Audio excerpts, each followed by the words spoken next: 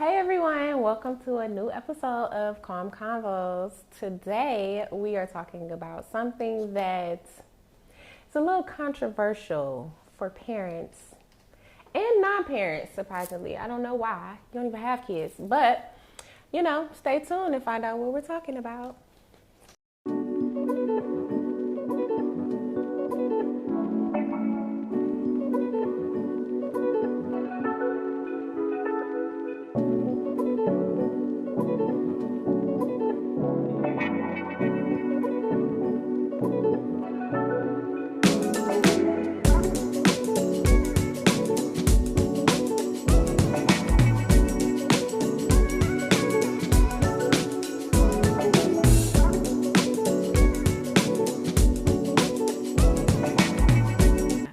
Okay, so I know the suspense is killing y'all. We are talking about positive parenting today. And before you turn it off, don't turn this podcast off.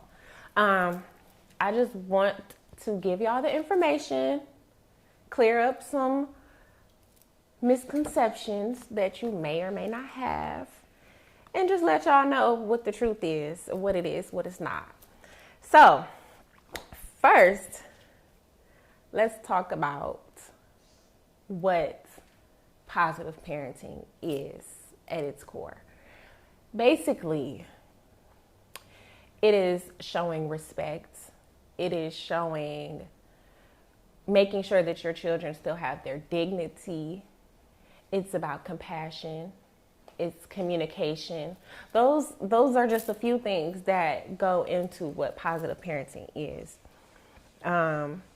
For me, to be a positive parent or practice positive parenting, whatever you believe it to be. So I'm gonna clear up what positive parenting is, because it takes all of those things, but it also takes self-awareness in the parent. It's not something that you just do like playing a sport. This is something that you are. So it's about your awareness of activities and habits and behaviors that you have that you want to improve on and that you do not want to pass on to your children. That's pretty much what it is. It's not about, a lot of people think that positive parenting or gentle parenting or conscious parenting is, oh, I let my kids do whatever they want, and I let my kids walk all over me because they don't feel like doing that, so they don't have to. No. Because let me tell you something. There is no way that a child who just got here on this earth is going to tell me what they doing or what they not doing. But I digress. So I'm just tired of hearing that, that people who are positive parenting, they are being ran over by their kids. Because that's a misconception. Let me clear it up for you, because to clear it up, I think I need to explain what the different types of parenting are, the different styles. So there's 4 styles. We have authoritarian, we have authoritative, permissive, and uninvolved completely. Okay, so I'm going to give a scenario and explain how each parent would handle it, each style of parenting, what that looks like. So let's say hypothetically your kid comes in late. They miss curfew. You told them to be home at 8 o'clock. They came home at 9 o'clock. So authoritarian would say, I told you the curfew. You did not obey the curfew. I don't care why. I don't care what happened. I don't care how you feel. You are not going back out because I said so. That's the rules. That's it. Okay. Now, step out of yourself as the parent and think about how the child is feeling in that situation. Their perspective, I think that their perspective is important. And authoritarian, they don't see the value in the child's perspective. The rules are the rules. So those children tend to be more anxious. Self-esteem might be lower, not as confident because they feel like they are not being heard. They're not being valued. And they also might tend to be a little more rebellious, a lot sneakier, so that they don't get caught, because the rules are the rules. And that was just one scenario. That could go for many other things. What you can eat, what you can wear, where you can go. If the child does not feel like their opinions are, or their perspective or their opinion are not valued, they're not going to tell you about it. They can also be very secretive. But, the next style is, we're going to do authoritative. So those parents are, same scenario. Let me go back. Same scenario, you came in late, you supposed to come in at 8, you come in at 9. Those parents would, reinforce, okay, well, this is the rule. You supposed to be here, you broke that rule. They will sit and listen and talk to you. Okay, what happened? Why did you not get here when you were supposed to be here? So they do value the child's perspective. And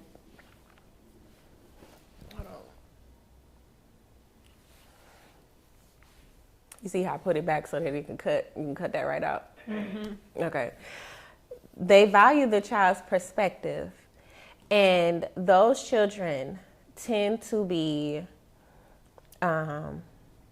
they feel more understood. They feel more valued. They tend to be a little more confident than authoritarian, because they know that the relationship that they have with their parent, they can talk to them, whether for whatever reason they were late. Let's say their car got a flat tire. Let's say they were having so much fun that they forgot. That happens. They're kids. But that's important to be able to say to your parent, I forgot. And that parent understanding, which puts value and shows empathy, but it also reinforces what that rule is or what that boundary is, because boundaries are important. The next parenting style is uninvolved, and the uninvolved is exactly what it sounds like. They came in past curfew and the parent, oh, you're here, you're not here, who cares? They just, there's no rules, there's no boundaries, there's no follow through, no consequences, no discipline, nothing. They're uninvolved. Those children tend to be a little bit, or feel neglected. They can feel like they're not really important. They can, engage in reckless behaviors sometimes, because I want to clarify that these situations, these cases are not one size fits all. It also, a lot of factors go into it, including environmental. Who are they hanging around? What are they doing? But overall, these are possible outcomes. And then the final one is permissive. And I say permissive for last because I think that when people talk about positive parenting and they say that they're not doing it, their kids are not, they're not cut out for that. Listen, permissive parenting is basically very, what's the word I'm looking for? It's very... Seems people pleasing. But for their kids to not be mad at them ever. Yeah, like it's people pleasing. It's letting things just go with the flow. Just no boundaries, no consequences, no. It's just whatever the kid feels, that's what they can do. Just go for it. You want to stand up on the table and jump off, even though I told you not to do it. You're going to do it anyway and keep doing it. Oh, they'll get the lesson. No, that is not positive parenting. That is not gentle parenting. I think that a lot of times when people hear us speaking to our kids in a respectful tone, they take that as, oh, they're soft, they're permissive. Those children that are raised with permissive parents really have a hard time with rules. And this goes for school, work, home, other family members' houses, rules, because they don't have that structure.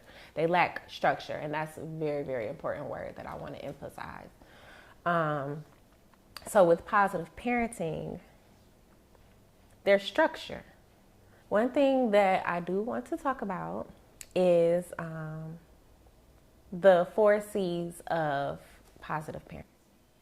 And these are aspects that embody what it takes to do this type of parenting style. So the first C we have is connection.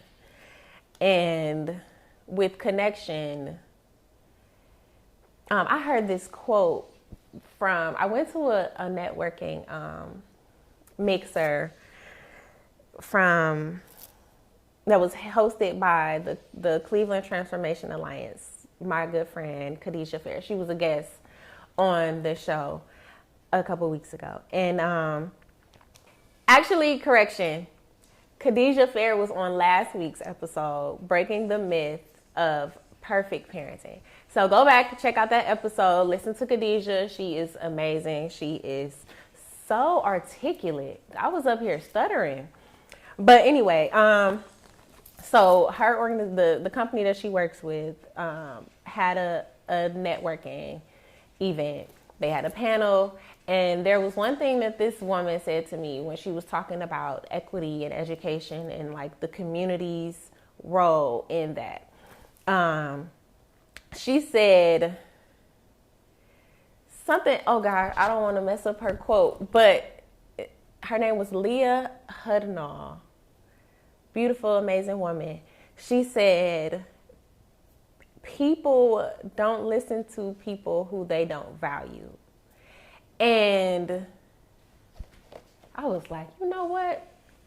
Because you know how many times you hear people saying, you should do this, you should do that, you can't do this, you can't. This is how you're going to make this type of lifestyle. This is how you're going to get this lifestyle. This is how you're going to get this money.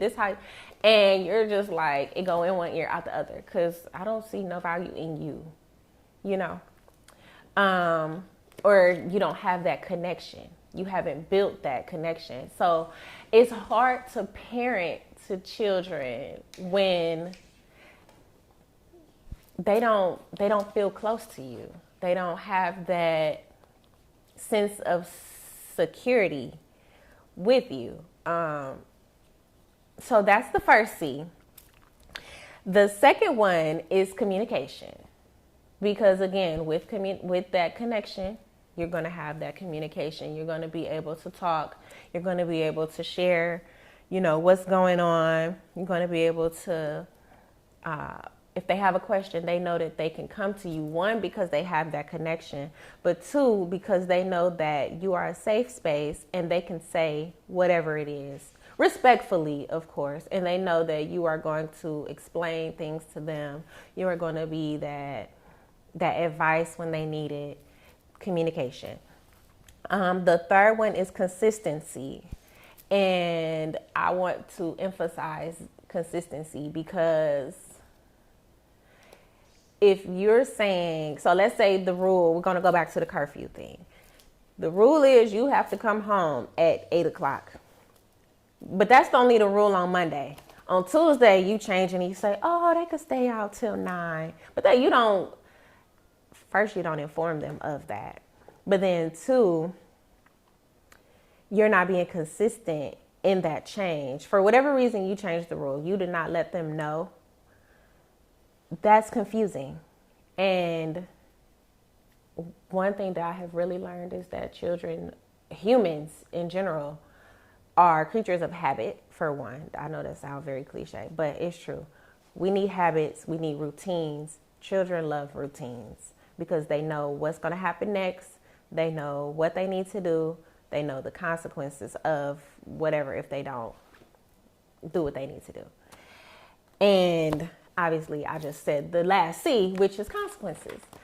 So basically, the consequences, because I think this is one where a lot of times we struggle. By we, I mean me, because there's no book to parenting. There's no rule book on how to do this, how to do that.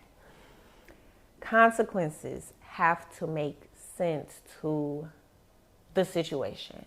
So your child came in late. They had to be there at 8.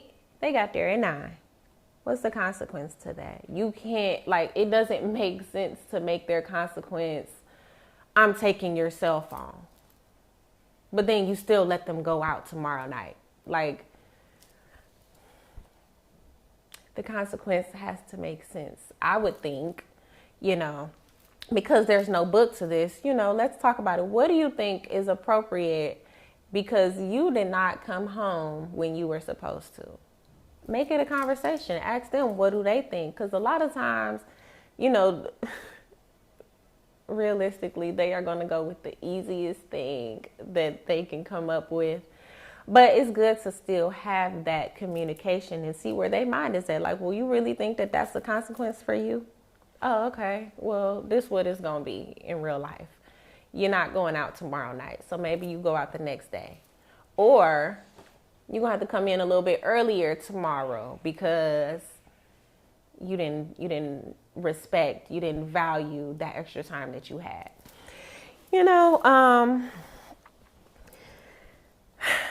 The consequences portion is something that I've been thinking about because, every Thursday, I do a Thoughtful Thursdays post on the Instagram. You can find it at Calm Combos Podcast. It'll be right here. But so every week I just create some type of prompt or some type of discussion where, I encourage everyone who sees the post to respond. And one of them was, it was a parenting tip. And I said,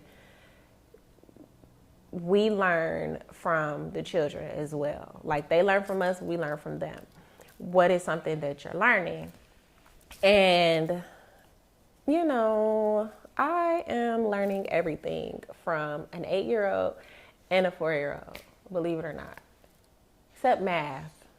They don't really. Are you good at math? My son's here, y'all, today.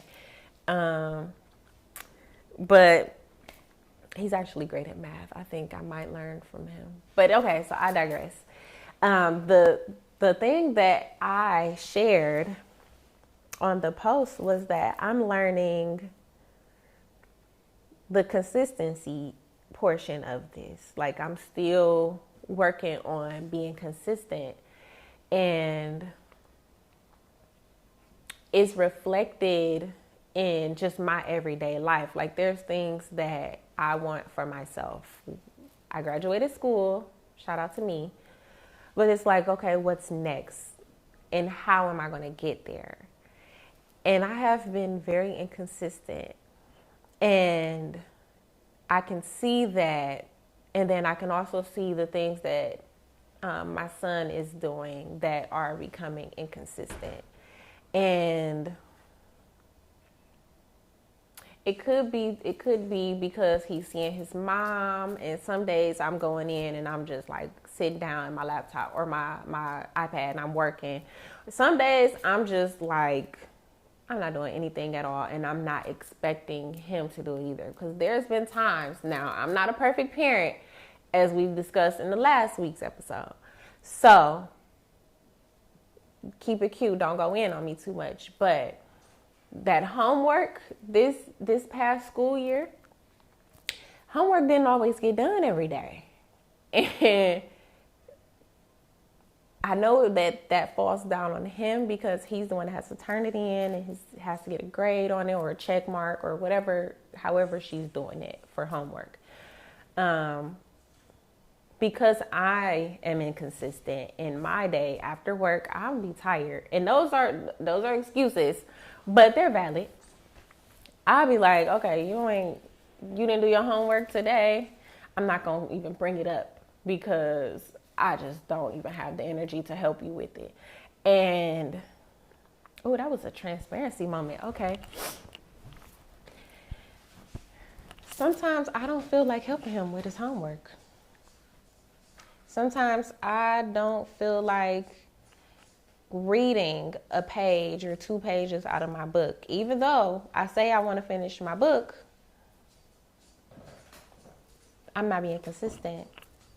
And so that's really something that it takes practice, it takes discipline, and self-awareness, because I'm noticing it and the goal is to improve on it. So not too much on me because I know y'all inconsistent too. Y'all just not going to be honest about it. So moving on, I do want to just get into some myths and some facts about positive parenting.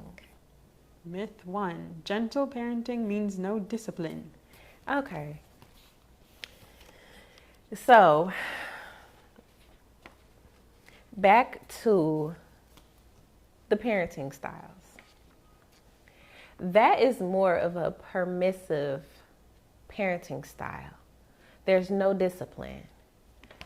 For gentle parenting or positive parenting, there is order, there is structure, there are boundaries, there are clear expectations as the child, as the adult.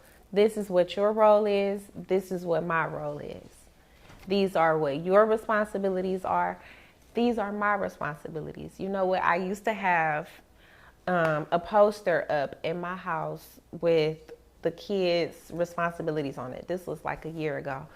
What happened to it? They probably took it down because they was like, we sick of this shit. Responsibility. But on it, I had Janelle's responsibilities and I had Darnell's responsibilities. And his things were like, when you come home, get your homework done, make sure your room is clean, help take out the trash, help with putting the groceries away. Like, those were age appropriate things for him at the time. He was like 7.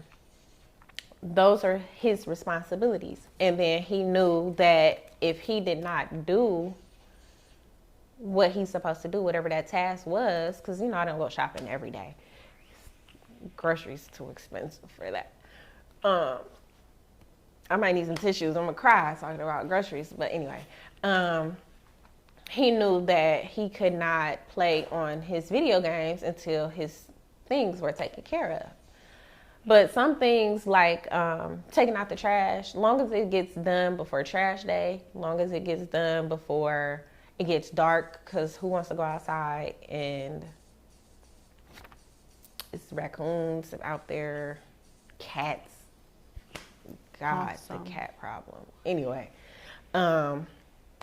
yeah, so he knows that, and I leave that up to him to decide, because it's not like a dire need right at that moment. Now, the groceries definitely put that up. But if the trash is not like overflowing and it's not in the way, take it out when you get to it, basically. That's just my rule for my house. Everybody got their own stuff. What's the second one, Kim? Gentle parenting is too permissive. I see kids jumping around and all that. I don't know. I just feel like that's just a contradiction, the sentence itself. Because if you understand what permissive is, it's just doing whatever. My kids don't do whatever in my house. I don't know about y'all houses, but next one. Next. Oh. Gentle parenting makes kids spoiled. And what about it? I'm spoiled. And what about it? Let me tell you something. This is something that I tell my son. I want him to be on here and speak for himself, because I don't want to be up here looking like I'm just making my house out to be this perfect thing. I mean, it might be perfect. It might be a perfect household. No, I'm just kidding. But we have rules and we have rewards and we also have consequences. And for my son so kindergarten, first grade, he did not have homework. That wasn't a thing for him. So that wasn't a responsibility. But now, second grade, he has homework. He likes Roblox. He likes Roblox and he likes Fortnite. So sometimes he'll be like asking for money to buy the Robux or the V-Bucks. First of all, life is expensive. So we're going to have to come up with some type of way for you to earn these things, because I'm not just going to be spoiling you and buying you Robux and V-Bucks whenever you ask for them. They're expensive. And he don't just want the $7.99 package. You play Roblox? Mm-mm.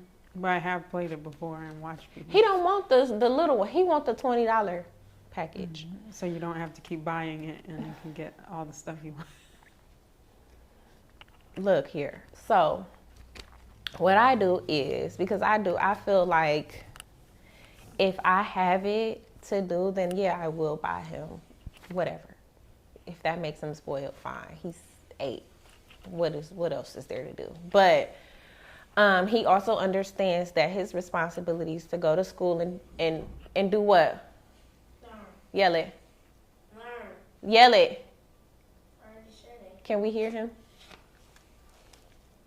Let's try it one more time. Okay, your responsibility is to go to school and what? Learn. Okay, and then you're supposed to do your what? Homework. Go back. What? You're supposed to do your best. Oh. You don't remember that? His responsibility is to go to school and learn, and he's supposed to go to school and do his best. And because I know that not every child is going to get straight A's. Going back to last week's episode when I talked to Khadijah, she literally said that she tried her hardest to be an average student. Like, she did her best at being an average student. And that was just the environment, in the classroom environment, that she had to work in and work with. So, and I know that for me, like when I was in middle school, elementary through middle, I was straight A student. But I know in high school, that was not it. I was blessed to graduate. And it wasn't because of anything other than I was not doing my best. I was not doing what I was supposed to do. And so I want to make sure my son knows that even if you get a B, a A, B, C, whatever, were you doing your best?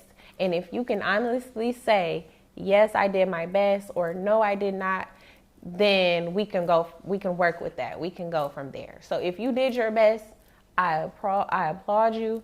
I appreciate that. Your only job right now is to go to school and you're doing your best. Here, let's get these Robux. Let's get these V-Bucks, because you're holding up your end of the bargain. You're doing what you're supposed to do. That's it. Also, when he takes initiative around the house, like if he just decides, he loves his baby sister. So if he's looking out for her, he's doing something for her, he's like her maid, her servant. If anybody's spoiled, it's Janelle. Because her brother loves her to the moon and back again. So yeah, I mean, I think that there's a fine line between spoiling, but I think that's all about what's in your values. I don't think I spoil them, but somebody looking in might say that I do. But my child, he does what he's supposed to do, so he gets rewarded for it. But I don't like, it's not like, I'll buy you this if you do that. We don't do that, because then he'll associate those rewards with doing something. And no, that's a little bit different. Did I explain that? Those are a little bit different, like bribing. I don't bribe him. I let him know that his responsibility is to do X, Y, Z, do well in school, do his best in school. And then, oh, you might come home to, what's the Pokemon cards? Maybe, maybe not. So, okay, next myth. Oh, I was going to say the other one is like when you were saying the bribe, it's like there has to be something in it for you. Yeah. For when you do anything now, when you grow up. Yeah. And that's not what, yeah, because sometimes life just don't make sense. Sometimes it's things you just have to do because it has to get done. And I don't want him to think he's going to always get something out of it. I took out the trash, so now yeah. I'm going to get a brand new car. No, you took out the trash so that your house don't stink, because that's what'll happen.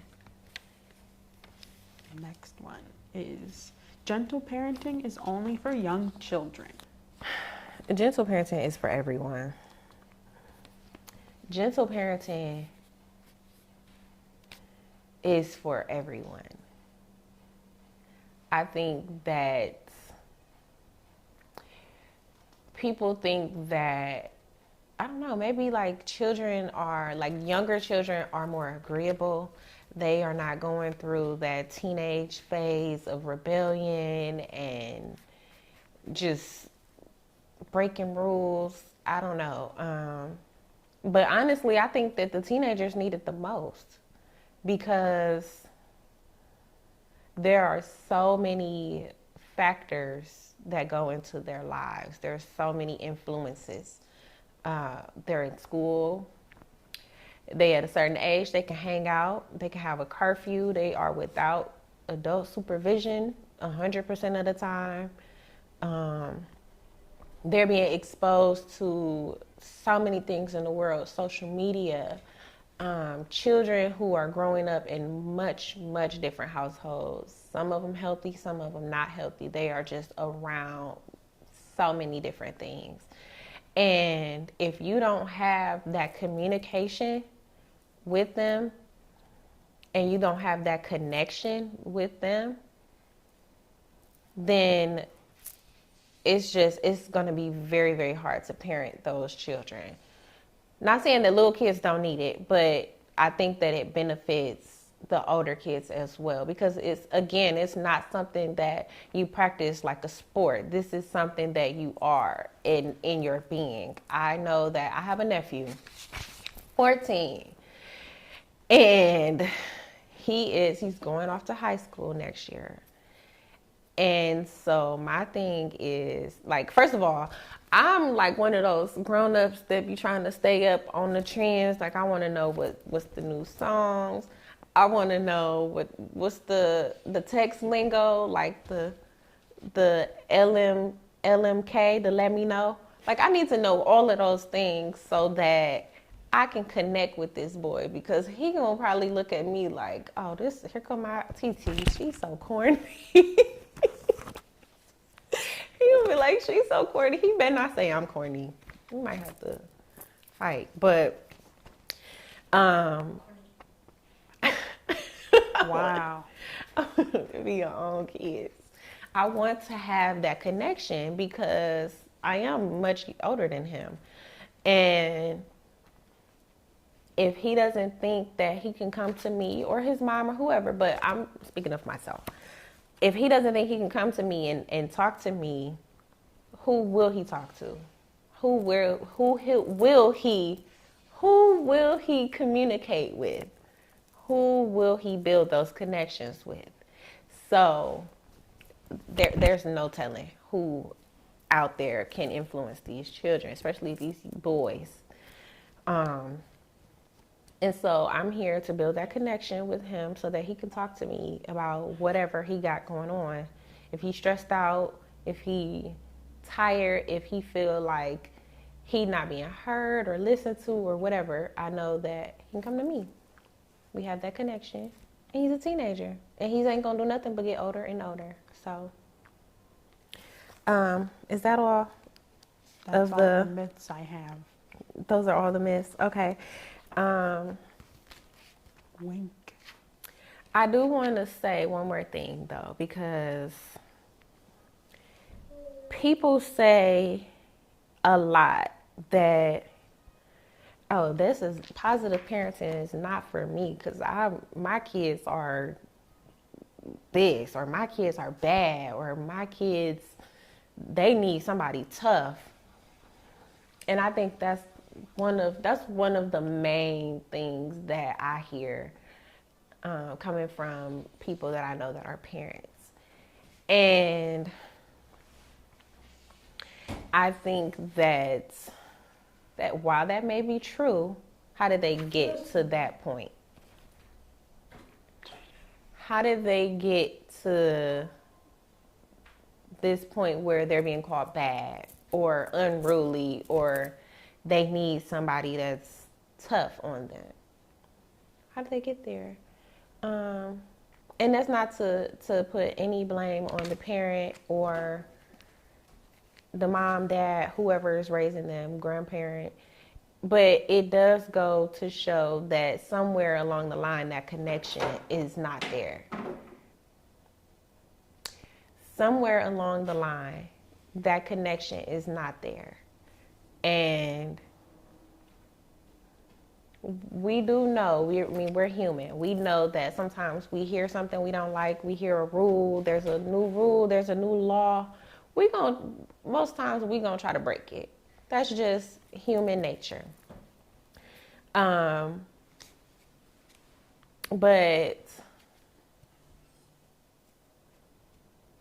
I think the first step would be to build that connection back with them, to letting them know this is a safe space. My job here is to help you. My job here is to protect you. My job is to raise you up so that you are prepared for the world. And I would say start there, honestly. Something's going on with that connection, because if those children, again, positive parenting is built on respect, dignity, empathy. Somewhere it's lacking. I know that we are, especially teenagers, young adults, we are gonna stretch our parents out to see how far we can go as far as their boundaries. But when you really value your parent and you really respect your parent, it's only so far you're gonna go. And then if you do, you're gonna come back and you're gonna have that open communication and talk to them about it. Ideally. So I just wanted to clear that up. I just wanted to insert my 2 cents, because I can't see, like, I love my mother. I value my mother. And I can't see me just saying, fuck her. I don't care what she got to say. Like, but that's just me. That was my relationship with my mother. Okay. So I'm sure she'll be on at some point. Yeah. We'll see. We'll see if she come on here. She wants to. Matter of fact, she's outside the door. Mom, come on in. Just kidding. How can I start incorporating gentle parenting techniques if I've been using a different approach? I think I just answered that one. Honestly, I think try to build that connection first, because it's gonna come off as a shock. It's gonna come off like, what are you doing? What is this? How, you know? I think the one thing to do though is to be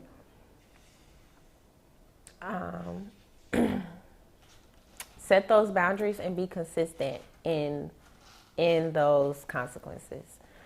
That's a start, but also I think even before that, I think we need to understand and identify what things may trigger us, and what behaviors. I know sometimes crying, for example, or tantrums from the younger kids is like a trigger for many adults. Like I've heard so many times, oh, just give it to him. I don't want to hear him crying. Or I'm guilty of this too myself. Okay, go in there when you're done crying, then you come back and talk to me. I think that's a little bit different than just giving them what they're crying about, because it's not teaching any of those skills of patience. It's not teaching, rules and boundaries, self-control. So I would say just to figure out what it is that may trigger those responses from you, those unhealthy, excuse me, that may trigger those unhealthy responses of like aggression. Some people hit when they get upset. Like when they're triggered, they want to hit, they want to fight, yelling or withdrawal completely. Try to figure out what those triggers are. Yeah, I was going to ask like a follow-up, like if you're the kind of parent that you got into it in the third episode, but like spanking if they're crying or having a tantrum instead of like gentle parent, what the gentle parenting option would be. Okay, so in a scenario like that, and they're willing to learn. Yeah, I think that's probably like one of the biggest ones, especially with the younger kids, is the tantrums and falling out. But I've worked with that before. I've worked with my own kids, so I think my kids are my guinea pigs for other people's kids. When they are falling out and they are having a tantrum, a lot of little kids' tantrums include biting. I hate to be those people, but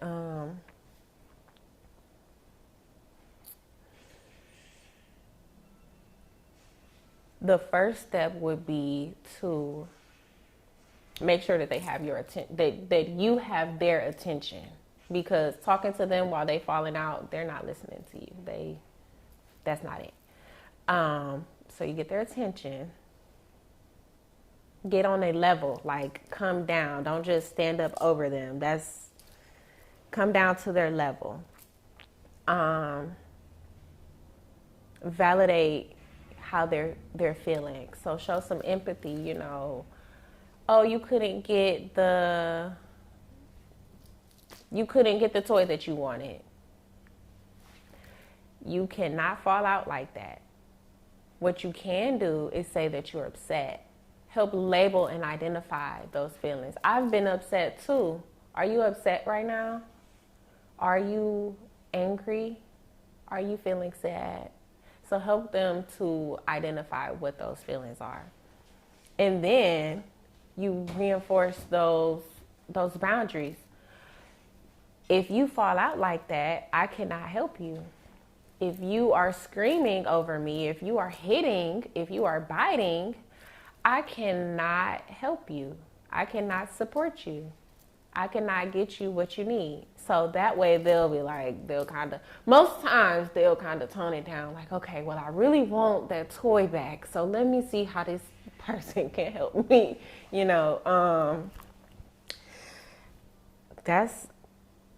don't know. I wish that I had like an example. I think that I'll post an example of what that looks like on, put the link in the comments under here. I find it happens a lot with the kids at the school. Yeah. They're missing their mom and they have a breakdown and want to run out of the room instead of, even though their mom has left the building now, and how we deal with that. Like, sometimes it doesn't end up getting dealt with in the best way because I'm not the authoritative person in the room, but I want to learn a better option. That's good. Look at you, growth.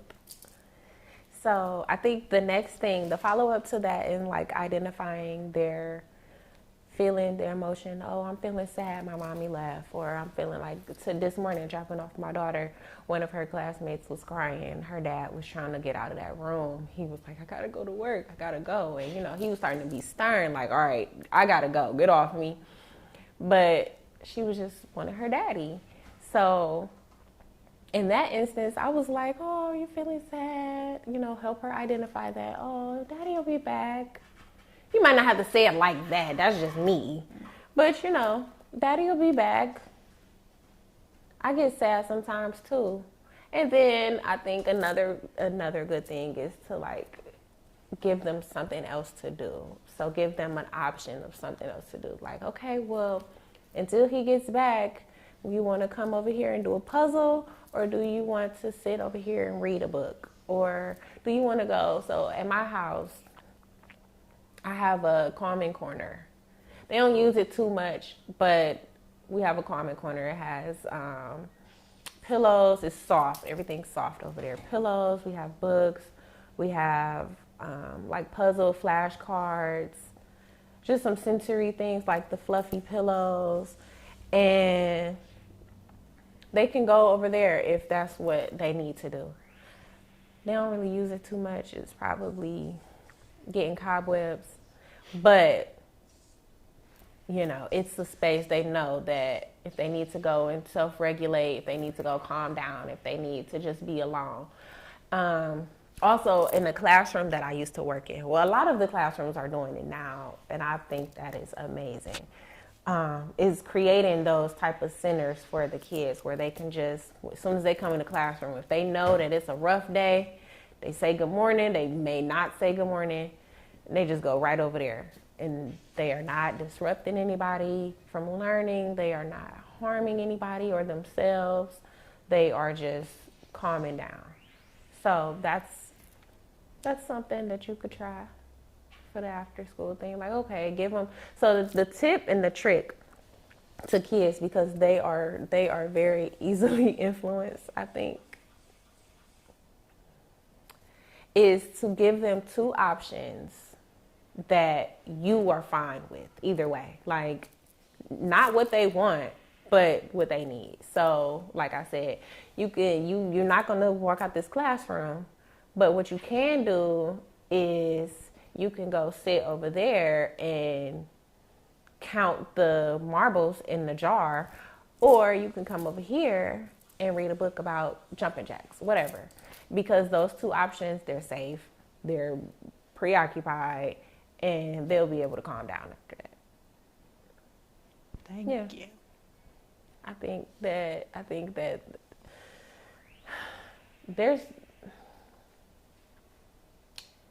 there is no way that might work on a kid who is just way past, like, their regulation, their self-control is just far gone. It's not always that simple. It's not always that easy. So then you got to get creative. Thank you. How does gentle parenting help in breaking generational cycles of trauma? Back to the self-awareness point, because I think it's very hard, maybe impossible, to intentionally gentle parent or positive parent your child. I have to be aware of the things that trigger me. I have to be aware of the behaviors that I have that are not healthy, things that I do not want to pass down, things that I may have received from my parent, my grandparent, that I witnessed that I don't want my kids to witness, that I don't want my kids to do. And again, I can't control how their life turns out because I'm not the only influence in their life. But what I can do is control how my household looks and how I raise my children. So let me see. Let me make sure I'm answering your question all the way. I guess I did answer it. I'm just very aware, and I strive to be intentional about the things that I say around them, the music that I play around them. Like, yeah, we listen to some of the stuff on the radio, but we also are a very much Disney household. I am a grown kid. We watch Disney Channel movies all the time. So much I had to pay for the subscription, and I don't know how they got me, but they got me. I'm hooked. So that's our thing, is Disney. But I control what I can. I do what I can, and then I just pray that God is watching over them for things that I can't. Can you do an episode on gentle parenting for yourself, or something short like that? Like, I've seen it with, like, you're making sure all the stuff. I mean, if you don't have kids, you still use some of the same techniques on yourself because you grew up with a authoritative parent or Authoritarian. Yeah, authoritarian. Is that so you saying, like, parenting yourself? Mm-hmm. The reparenting part. Or something to think about. Wait, ask me again. So are you saying, like, how would you do it, or what are you asking? I guess, like, yeah, how would you do it, and how would the listeners do it? Go back to the 4 C's: connection, consistency, communication, consequences. I think that if you start there, if you have to unlearn and relearn some things that you wish that your parental figure had taught you, or you wish that you had gotten when you were younger, go back to that and figure it out. Connect with yourself. Be more aware. Find out what it is that you like. Find out what it is, the hobbies. Just figure out who you are. Outside, remove all of that negative self-talk and remove all of that, and just figure out who you are. Connect with yourself. Communicate with yourself. I journal. That's no secret. Where is it? This is my journal. I keep my journal close by me at all times because I never know when there's going to be something that I want to write down, a thought that I have, something I want to share. Connect, communicate with yourself. But then also, if there are things that you just absolutely do not like, do not want to keep repeating in your behaviors, be consistent about that. If you, let's say you are late every morning to work and you just know that that is not the type of person you want to be anymore. I'm not talking to myself here. But,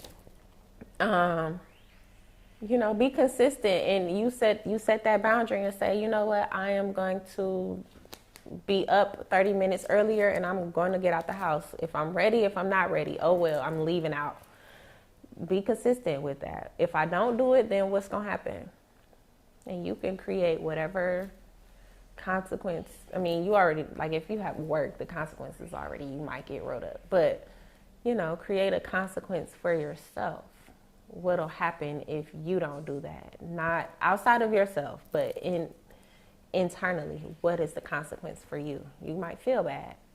Be consistent with what you want and have those boundaries.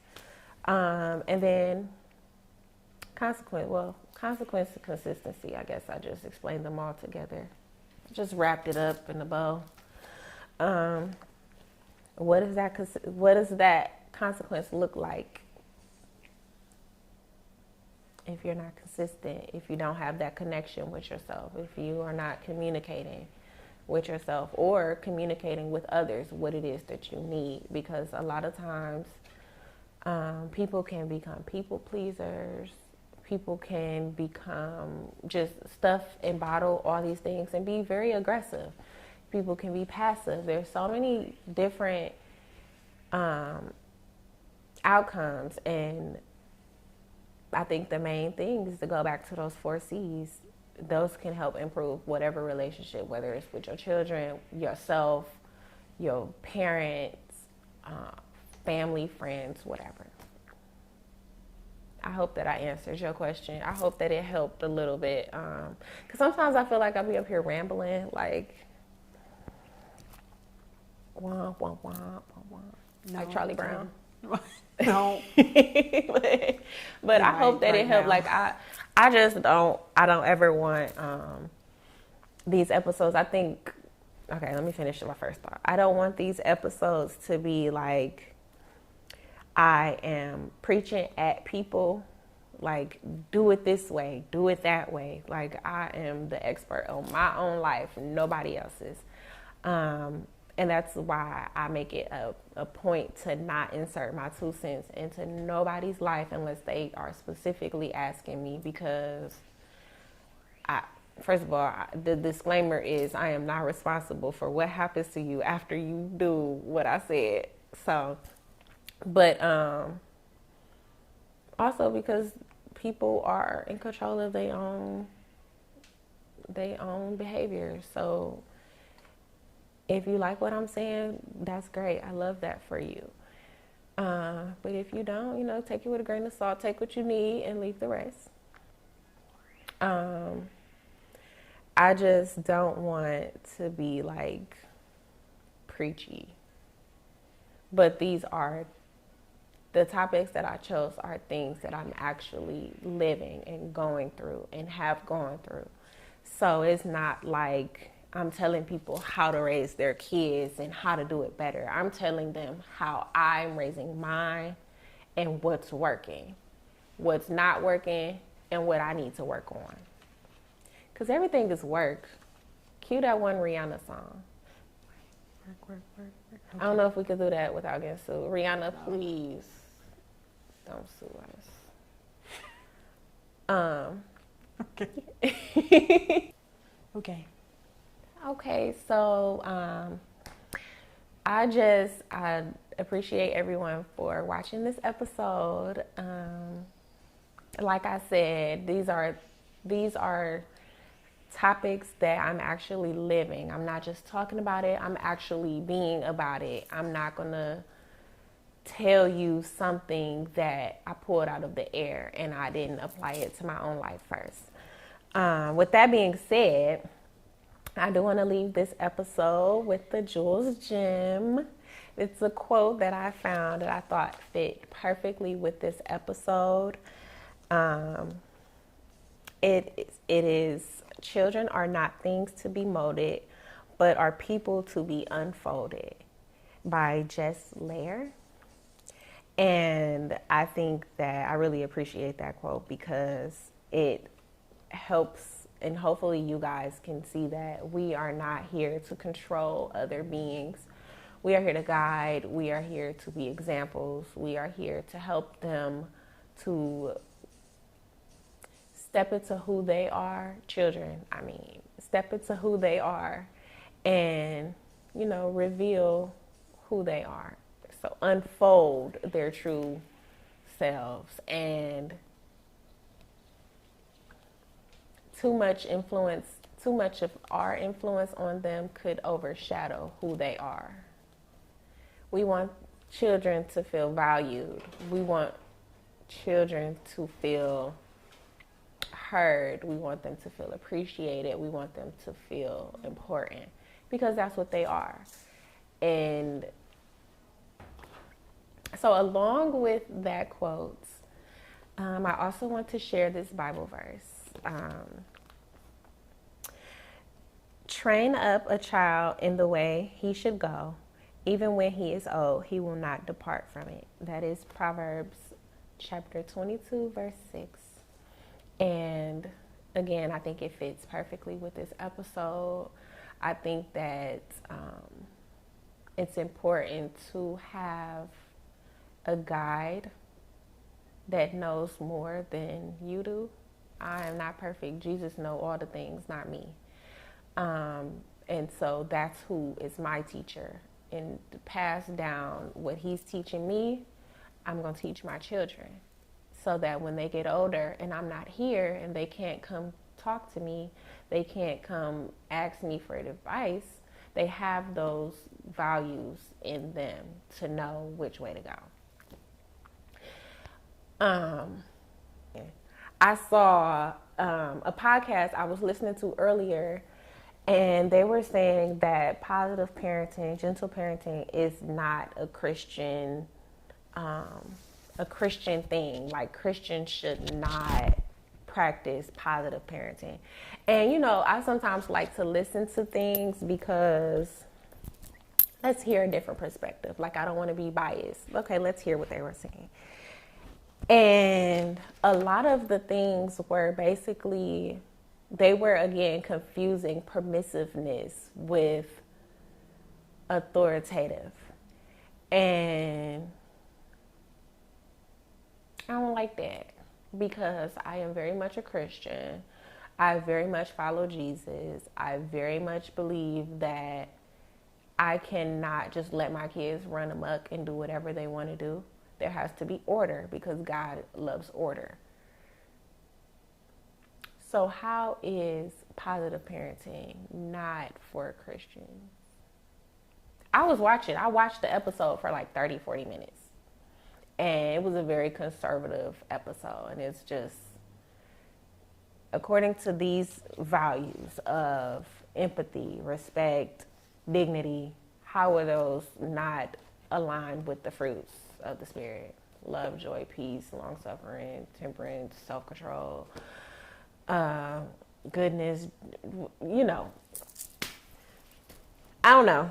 I digress a little bit, but I just felt like I had to share that little bit. And so thank you all for joining me on this episode of Calm Convos. And I hope that something that I said stuck with you, because if it don't apply, let it fly. Thank you. See you next time. And don't forget, you can always follow us at Calm Convos Podcast on Instagram. You can follow me personally at cupofjewels_. And the Launcharts Media at Launcharts Media on Instagram. And all of those things will be down here. All right. See y'all next week. Bye.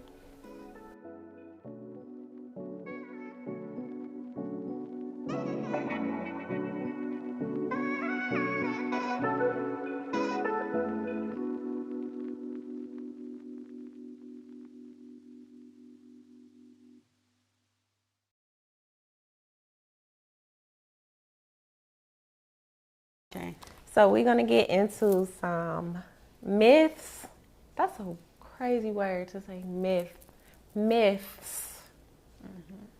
And some truths about positive parenting.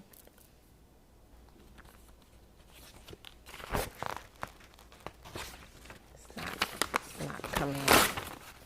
I ripped it. Oh, cut that out. It's going to be in the bloopers. Oh no. The myth is, I have to flip it over because I have it up here so I can see it. Not too much, Cam. Not too much. Okay.